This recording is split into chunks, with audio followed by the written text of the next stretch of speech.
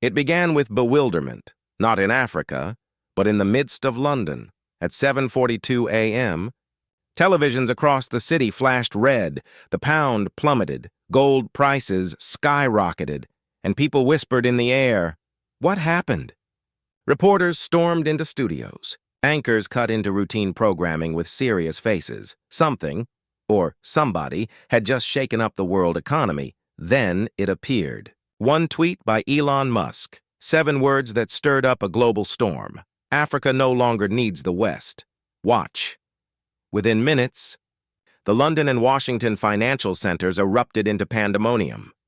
Telephones rang non-stop at the IMF headquarters. Emergency releases were issued by the World Bank. And still, nobody seriously had any idea what Musk did have an idea of. By 9 a.m., the BBC was labeling it a reckless statement. But within the halls of the British Treasury, officials were already weighing intelligence reports, and what they found left them agog.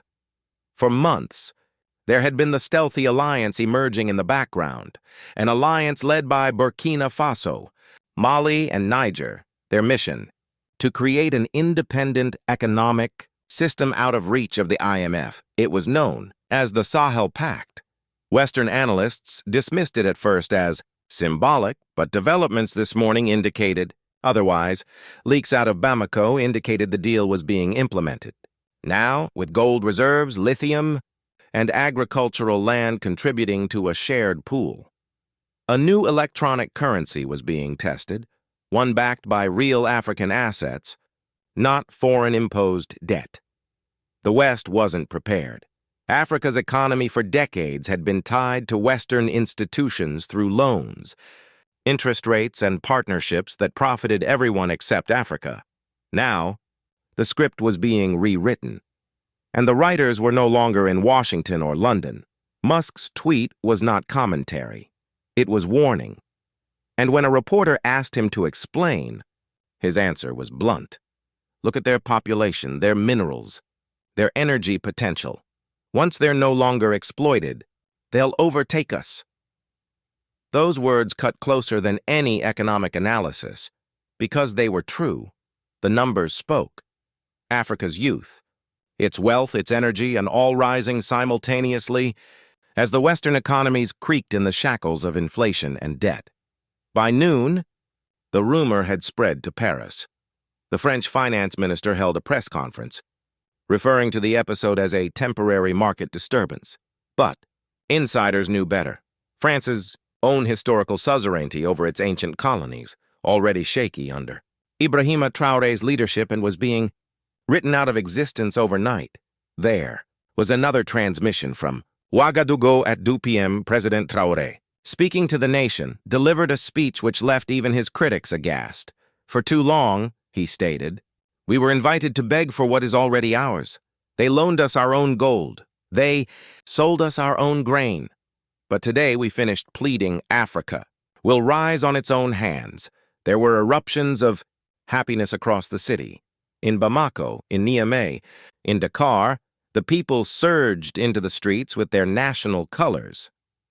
This wasn't uprising. It was freedom, economic freedom.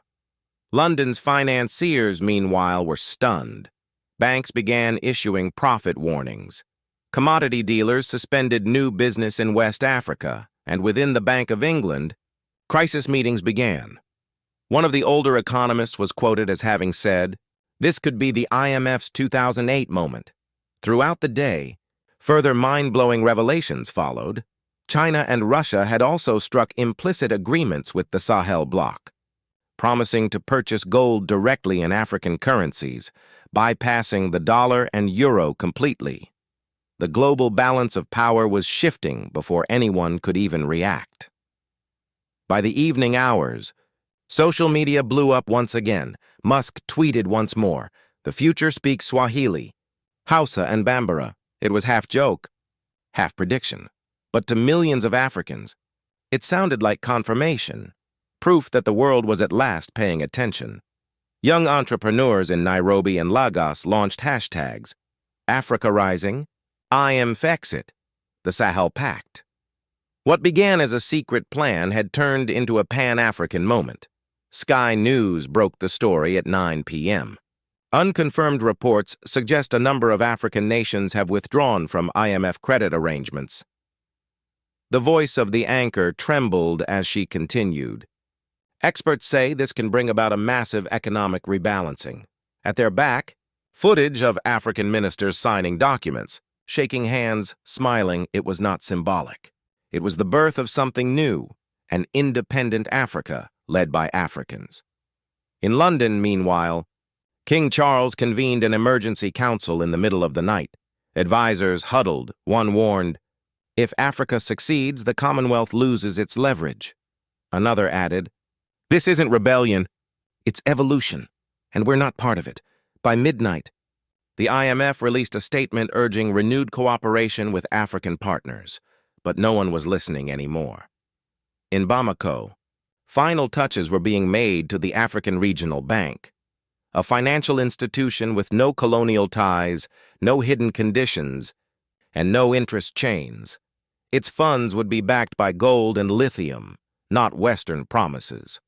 When morning dawned, the world's financial news carried a story no one had ever imagined 7 days before.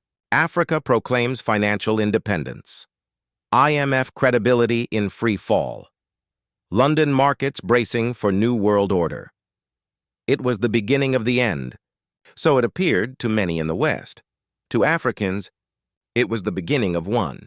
Somewhere well above the earth, perhaps even Elon Musk smiled, as the continent once regarded so little began to emerge on its own terms. A revolution had begun, not with guns or protests, but with belief, unity, and gold. And as the London skyline melted into dawn, one thing rang out louder than the morning sirens. The old world was breaking down, and a new one was being fashioned in the African sun.